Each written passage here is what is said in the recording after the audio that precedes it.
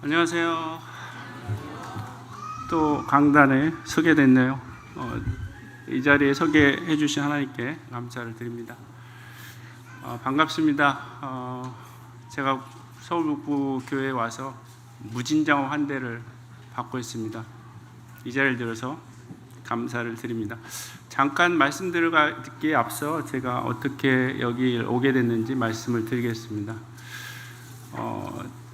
작년에 저희 수정교회에서 갈렙 모임 형제님들이 오셨을 때 얘기된 사항이 있었습니다. 그건 뭐냐면 제가 이제 은퇴를 65살에 할 예정인데, 그때 이제 제가 어쨌든 28년 정도 같이 동역했던 썸머 형제를 은퇴 시점에 맞춰서 한국 모임을 좀 방문하면서 봤으면 어쨌든 한국에 방문하는 그런 계획을 잠정적으로 세웠었습니다. 근데 갈렙 모임 형제님들 그 얘기를 듣더니 왜 은퇴까지 기다려야 되느냐, 하려면 지금 해라. 그래서 듣고 보니 그래요. 그래서 그러면 한번 추진해 보겠습니다. 그래서 계획서를 짜서 어쨌든 작년 말에 보내드렸어요. 그랬더니 사실 올해 데리고 올 생각을 했거든요, 썸머 형제를. 근데 주님이 별다른 응답을 안 하셨어요. 그래서 그 계획이 이제 캔슬이 됐습니다. 캔슬이 됐는데, 저는 그러니까 저희 큰 딸이 미국에 있는데 결혼식도 이제 코로나 기간 동안 했기 때문에 저희 부부만 참석을 했었습니다. 가족들 하나도 참석을 못한 상태여서 이번에 이제 돌이 됐기 때문에 돌잔치를 한국에서 좀 했으면 좋겠다라고 얘기를 했어요. 그래서 은비 외할머니도 한 번도 이제 손주를 본 적이 없기 때문에 겸사겸사해서 이제 한국에 온다는 얘기를 들어서, 그러면 내가 그 계획대로 됐으면 4월 달에 추진할 생각을 했으니까 4월 달에 들어갈 테니까 그때 맞춰보렴, 그렇게 얘기가 됐었습니다. 근데 그 계획이 이제 취소가 됐으니까 은비는 이미 비행기표를 사놨기 때문에 어쨌든 계획대로 돌잔치를 한국에서 하기로 하고 들어왔고요. 그러다 보니까 어쨌든 가족사인데 부모가 참석을 안 하는 건 그렇잖아요. 그래서 저는 갈 수 없다고 판단이 됐고, 저희 자매를 어쨌든 대표 형식으로 보냈어요. 제가 가지 않기로 어쨌든 결심한 것은 사실은 이제 썸머 형제 가정을 염두에 둔 것입니다. 그 계획이 이제 취소됐는데 저만 이제 한국에 가는 것이, 그것도 가정사로 가는 것이 별로 이제 탐탁치 않게 생각이 됐습니다. 그래서 저는 안 가기로 하고, 또 이제 가입의 사역은 아직 본격적으로 시작되진 않았지만 주님 붙여주신 영혼도 있고 해서 어쨌든 자리를 지키기로 했었고요. 이제 그러던 차에 이제 저희 자매도 이제 비행기표를 샀는데 출국하기에 일주일 전에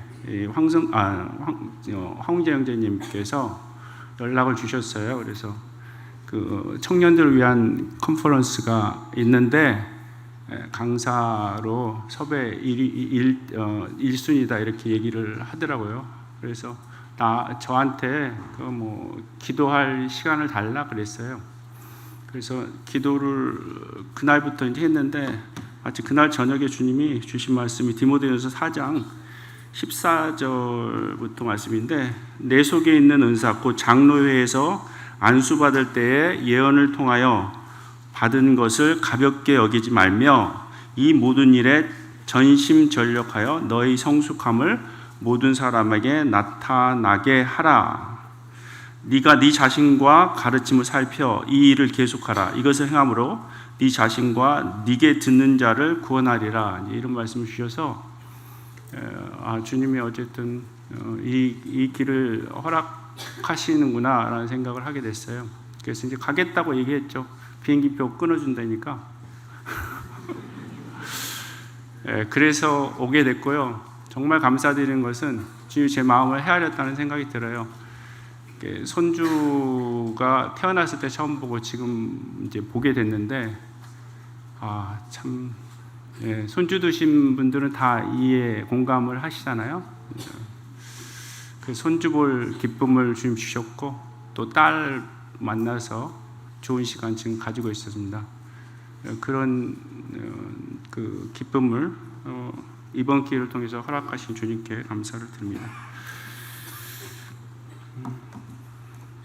자, 오늘은 다윗의 무너진 장막이라는 그 장막을 일으키라는 주제로 말씀을 드리겠습니다. 아모스 9장 11절로 12절 말씀입니다. 제가 읽겠습니다. 아모스 9장 11절로 12절. 그날에 내가 다윗의 무너진 장막을 일으키고 그것들의 틈을 막으며 그 허물어진 것을 일으켜서 옛적과 같이 세우고 그들이 에돔의 남은 자와 내 이름으로 일컫는 만국을 기업으로 얻게 하리라. 이 일을 행하시는 여호와의 말씀이니라. 오늘은 장막에 대해서 이야기해보고 싶습니다. 구약 성경에는 하나님의 거처에 관한 단어가 여러 가지가 나옵니다. 예를 들면 천막, 그리고 장막, 회막, 성막, 또 성도 등이 그런 단어들입니다. 거룩한 성도. 출애굽기 40장 35절 말씀만 해도 회막과 성막이 동시에 언급됩니다. 출애굽기 40장 34절로 35절을 보시기 바랍니다. 출애굽기 40장 34절로 35절입니다. 제가 읽겠습니다. 구름이 회막에 덮이고 여호와의 영광이 성막에 충만하매 모세가 회막에 들어갈 수 없었으니 이는 구름이 회막 위에 덮이고 여호와의 영광이 성막에 충만함이었으며, 여기 이제 34절에 회막이라는 말도 보이고요, 35절에 성막이라는 말이 보이죠. 이 말씀에서 언급된 회막, 곧 영어로는 텐트 오브 미팅 이런 표현이 되어 있어요. 그렇게 번역된 히브리어 단어는 오헬 모헤드라는 단어입니다. 이 오헬 모헤드라는 단어는 오헬이라는 단어와 모헤드라는 단어가 합쳐진 말인데, 이 오헬이라는 말은 천막이라는 뜻이고요, 모헤드라는 말은 정해놓은 그 무엇 이런 뜻입니다. 정해놓은 그 무엇. 특히 모헤드라는 단어는 성경에서 정한 때, 정한 장소, 정해진 집회 이런 것들을 표현할 때 사용되곤 했습니다. 다양하게 사용됐죠. 그러므로 히브리어 오헬 모헤드는, 즉 회막은 하나님께서 이스라엘 자손에게 나타나시기로 정해놓은 거처라는 뜻입니다.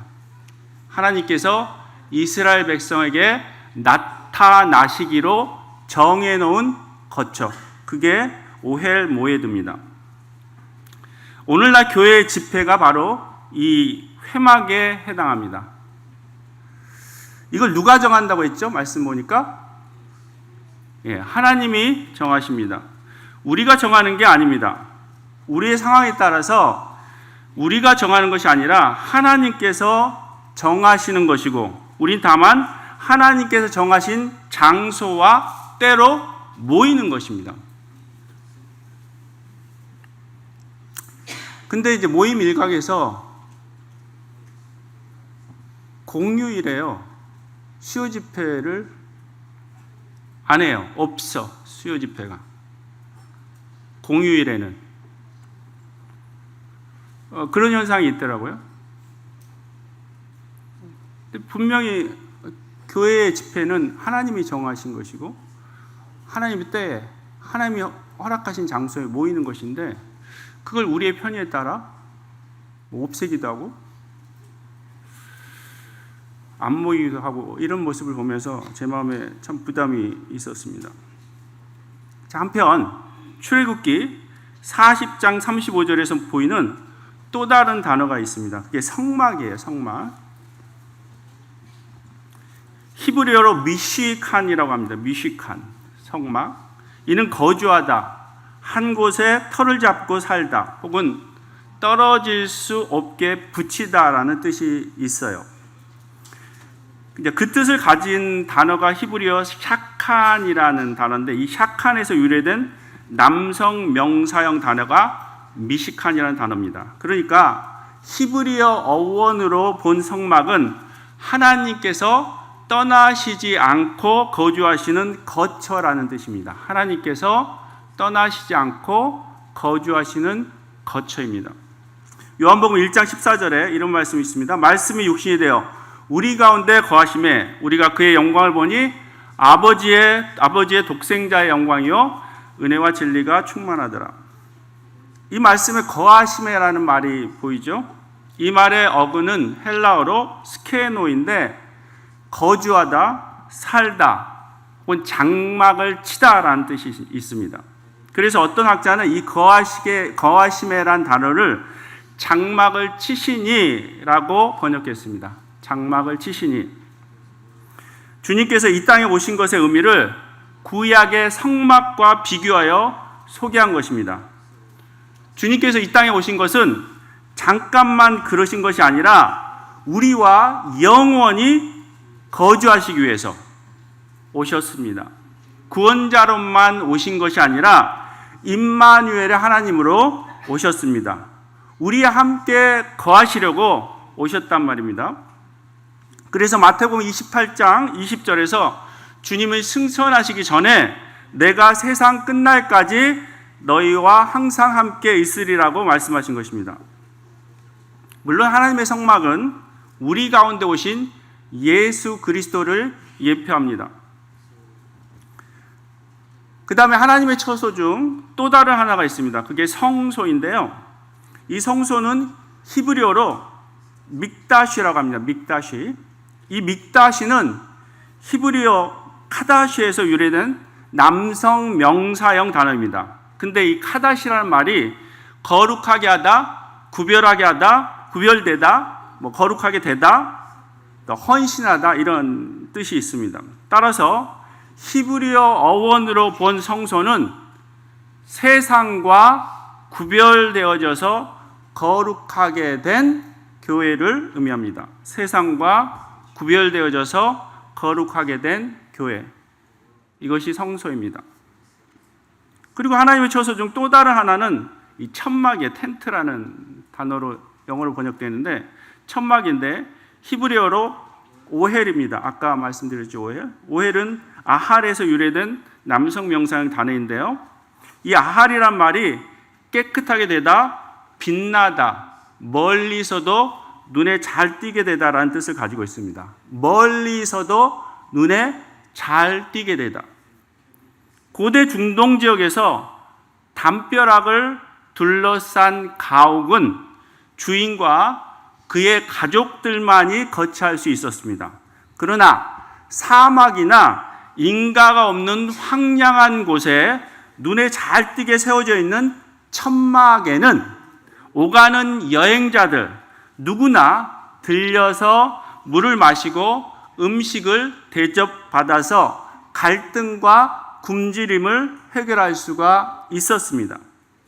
이처럼 오헬이란 단어에는 목마르고 굶주린 여행자들이 멀리서 쉽게 발견하고 들어올 수 있는 곳이란 뜻이 내표되어 있습니다. 이 단어가 개역 성경에서는 장막으로 번역되어 있습니다. 방금 전 제가 멀리서도 눈에 잘 띄게 되다라는 뜻을 가진 아할에서 이 오헬이란 말이 왔다고 하죠. 오헬은 천막이라는 뜻이고요. 그 옛날 목마르고 굶주린 여행자들에게 쉽게 눈에 띄어서 들어와서 쉴 수 있는 곳이 이 천막이듯이 오늘날은 광야 같은 세상에서 방황하고 고통받으며 영적으로 줄이고 목마른 영혼들이 쉽게 발견하고 들어와서 쉴 수 있는 곳이 바로 교회입니다. 저는 이 시간 서울 북부교회가 이방인 곧 불신자들에게 천막 같은 역할을 잘 해내고 있는지 묻고 싶습니다. 특별히 처음 교회를 방문하는 이들에 대한 특별한 관심과 배려, 친절을 보이고 있는지 묻고 싶어요. 북부교회 성도님들이 아직 모임 중에서는 인원수가 많죠. 그래서 자칫하면 성도님 개개인이 귀하다는 사실을 모를 경우가 많아요. 근데 저 같은 경우도 지금 가입에서 대부분의 시간을 주일날 저희 자매와 저만 예배를 드리고 있어요. 그래서 한 영혼이 지금 같은 정말 복음에 관심 없는 이 세태에서 한 영혼이 제 발로 교회를 찾아온다는 건 너무도 귀한 거예요. 그래서 무조건 어쨌든 교회에 새로운 얼굴이 보이면 여러분도 관심과 사랑과 배려를 마음껏 보여주세요. 그래서 눈에 잘 띄는 그 천막처럼 서울 북부교회도 그런 방황하는 그런 영혼들을 담을 수 있는 하나님의 그릇이 되었으면 합니다. 자, 이제 본문으로 들어가겠습니다. 다윗의 장막을 살펴보겠습니다. 아까 읽었죠? 아모스 9장 11절 12절 말씀으로 되돌아갑니다. 자, 여기 다윗의 장막이라는 단어가 보입니다. 그날에 내가 다윗의 무너진 장막을 일으키고, 다윗의 장막은 다윗에 의해 세워졌습니다. 기원전 1050년 다윗 왕이 75년 동안 이방인의 손에 놓여져 있던 언약궤를 예루살렘으로 모셔왔을 때 다윗의 궁 옆에 장막을 치고 그 안에 언약궤를 안치해 놓았는데 그곳이 다윗의 장막이 되었던 것입니다. 이 다윗의 장막은 그 이후 솔로몬 성전이 지어진 기원전 1010년까지 33년 동안 예배 처소로 구별되었습니다. 이 다윗의 장막은 모세의 장막과는 다른 점이 있었어요. 모세의 장막에는 짐승의 제사, 희생제사가 드려졌습니다. 하지만 다윗의 장막에서는 경배와 찬양이 드려졌습니다. 모세의 성막에는 지성소가 있어서 대제사장에게만 열려 있었습니다. 그것도 1년에 하루 7월 10일 대속죄일에만 대제사장이 지성소에 들어갈 수가 있었습니다. 그러나 다윗의 장막은 누구에게나 열려 있었습니다. 다윗의 장막은 휘장이 없었기에 그 자체가 지성소였습니다. 즉 모세의 성막에는 휘장이 있어 성소와 지성소를 구분시켰지만 다윗의 장막에는 휘장이 없어서 그 자체가 지성소가 된 것입니다. 모세의 성막에서는 짐승을 죽이고 태우는 일과 떡을 진설하는 일과 분향하는 일과 피를 뿌리는 것으로 하나님께 나아갔지만 다윗의 장막에서는 이 모든 것이 아닌 여호와를 찬양하며 감사와 예배를 드리는 것으로 하나님께 나아갔습니다. 더구나 다윗의 장막은 모든 사람에게 열려 있어서 이스라엘 백성이면 남녀노소 할 것 없이 누구나 다윗의 장막으로 나아갈 수 있었습니다. 다윗은 언약궤를 다윗의 장막에 안치할 때 그곳에 있는 모든 백성에게 떡 한 덩이와 야자 열매로 만든 과자와 건포도로 만든 과자 하나씩을 나누어 주었습니다. 그 말씀이 역대상 16장 3절을 보면 그 말씀이 나옵니다. 역대상 16장 3절입니다. 역대상 16장 3절 제가 읽겠습니다. 이스라엘 무리 중 남녀를 막론하고 각 사람에게 떡 한 덩이와 야자 열매로 만든 과자와 건포도로 만든 과자 하나씩을 나누어 주었더라. 자, 지금으로 치면요, 이 광경은 영광스러운 예배 후에 풍성한 친교가 있었던 사실을 말해줘요. 이런 점에서 다윗의 장막은 모세의 성막보다 신약의 교회의 모습에 가깝다라고 말씀드릴 수가 있습니다. 다윗의 장막에서 드리는 예배가 모세의 성막보다 신약 교회의 예배에 가깝다고 할 수 있습니다. 풍성한 예찬은 성도에게도 유익하고 불신자에게도 유익합니다. 예찬은 성도끼리 풍성한 친교를 하기 위한 분위기와 여건을 조성합니다. 특별히 우리나라 사람들은 친교에 꼭 밥이 들어가요. 그래서 오래간만에 만나도 항상 하는 얘기가 언제 한번 만나면 밥 같이 먹자. 근데 진짜 만나도 밥 같이 먹죠. 그리고 애차는요, 풍성한 애차는 불신자에게는 교회에 대한 인상을 좋게 가질 수 있는 동기를 부여합니다.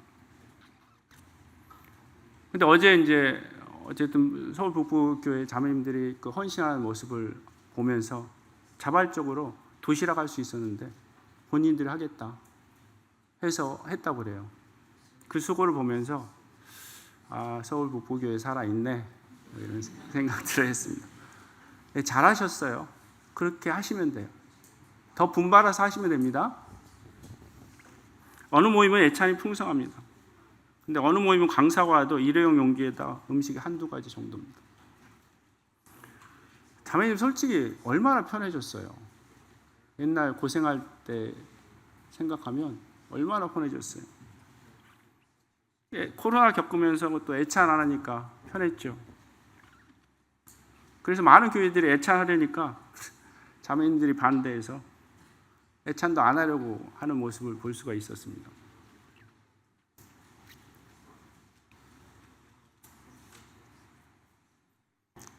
자, 다시 한번 말씀드립니다. 자매님은 수고스럽더라도 애찬 신경 쓰셔야 돼요. 잘하고 계시는데 제가 그냥 더 잘하시라고 말씀드렸어요. 자, 오늘 본문 말씀에서 다윗의 장막이 무너졌다 했죠. 근데 하나님께서는 그 무너진 장막을 일으키시겠다는 것입니다. 그 허물어진 것을 일으켜 세우시겠다는 것입니다. 그리고 이 약속의 말씀대로 예수 그리스도를 통해서 다윗의 무너진 장막을 다시 짓고 그 퇴락한 곳을 다시 지어 일으키는 놀라운 일을 하나님께서는 하셨습니다. 다시 그래서 일으켜진 다윗의 장막, 바로 그것이 신약의 교회입니다. 여러분들 사도행전 15장 16절 17절 말씀을 보시기 바랍니다. 사도행전 15장 16절로 17절 말씀입니다.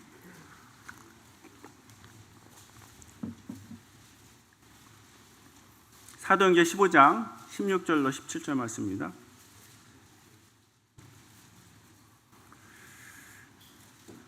자, 읽겠습니다. 이후에 내가 돌아와서 다윗의 무너진 장막을 다시 지으며 또 그 허물어진 것을 다시 지어 일으키리니 이는 그 남은 사람들과 내 이름으로 일컬음을 받는 모든 이방인들로 주를 찾게 하려 함이라 하셨으니.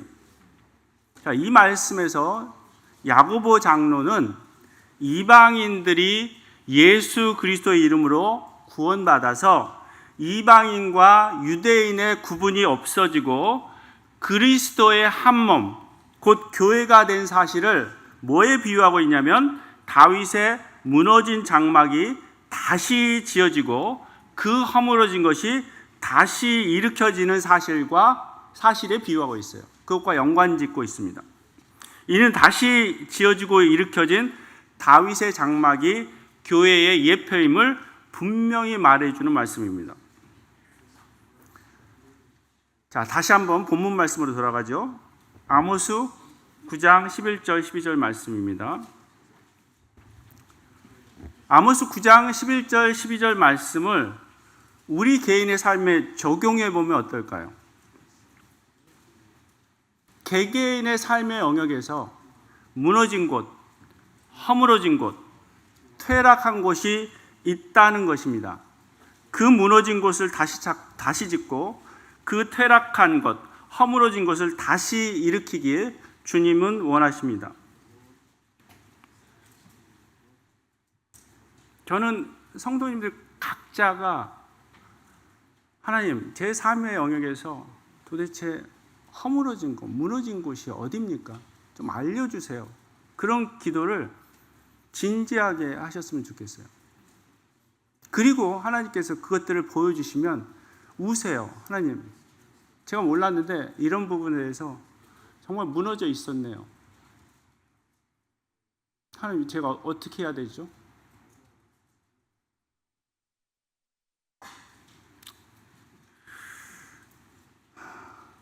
제가 노골적인 좀 표현들을 하겠습니다. 개인적인 고범죄가 있어요. 포르노를 즐겨보거나 또 유튜브 쇼츠에 너무 빠져 있다거나 거의 중독적인 경향을 보이는 분들, 이건 개인 삶 속에서 이미 무너진 영역입니다. 제 경우는요, 이제 한국에 들어올 때마다 하나님께 제가 나눠야 할 말씀이 무엇입니까? 그걸 계속 물으면서 말씀을 묵상합니다. 그때 제가 이 말씀을 묵상할 때가 작년이었는데요, 계속 하나님께 물었어요. 제 삶을 위해서 무너진 곳이 어디예요? 하나님 알려주세요.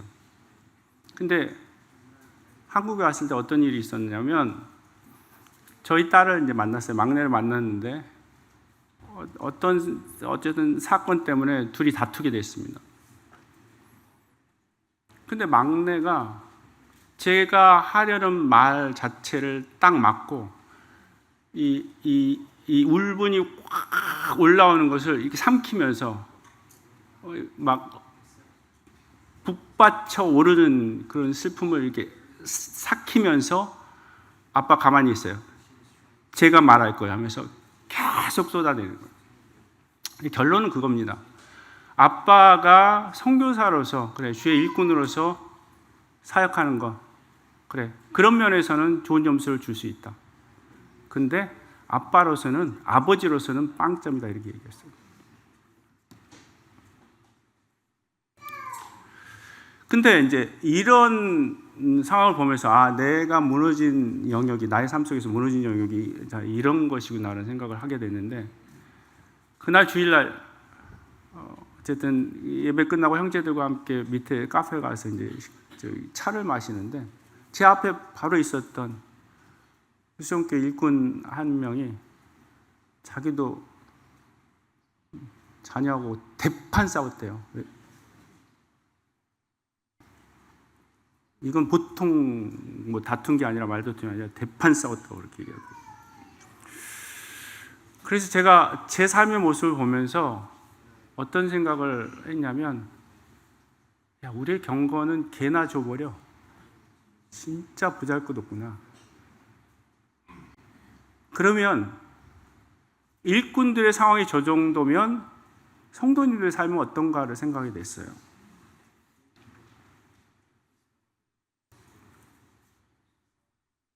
여러분 중에 자녀를 가지고 있는 분들, 자녀하고 본인하고 대화가 원만하세요?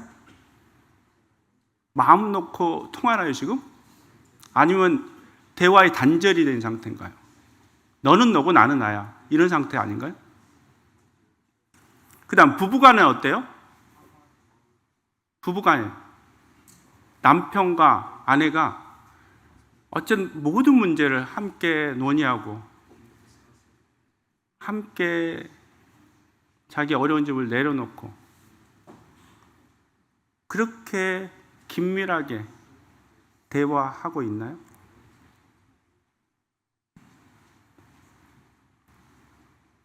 아이고, 저 인간 또 저러지, 이러고 있는지나.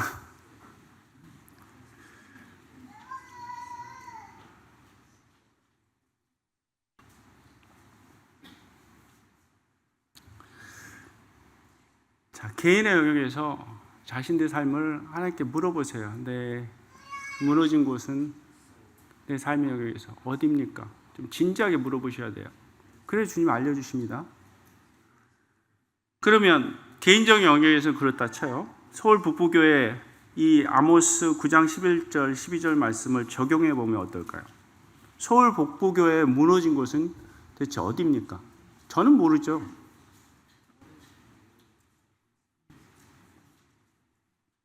여러분들, 일꾼 자녀들과 부모된 일꾼들의 갈등이 심각합니다. 이게 현실이에요. 일꾼 자녀들이 피해의식을 갖고 있어요. 그리고 방황하고 있습니다. 이게 현실입니다. 그리고 요즘에는 전에는 상상할 수 없는 죄가 모임에 있어요. 이혼? 이제 점점 별일 아닌 것처럼 되어가요. 간음? 예, 있어요.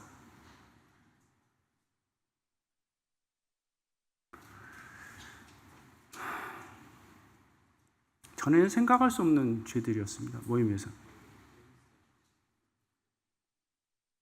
그리고 장기간 교회를 안 나오거나 교회를 떠나는 사람들은요.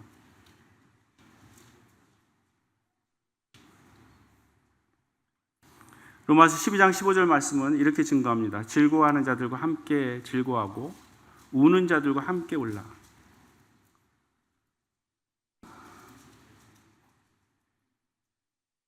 교회를 떠나는 자들 울고 있어요. 그 우는 자들과 함께 울라고 말씀하십니다. 뭐 몇 명 떠나도 인원이 많으니까 별로 티가 안 나죠.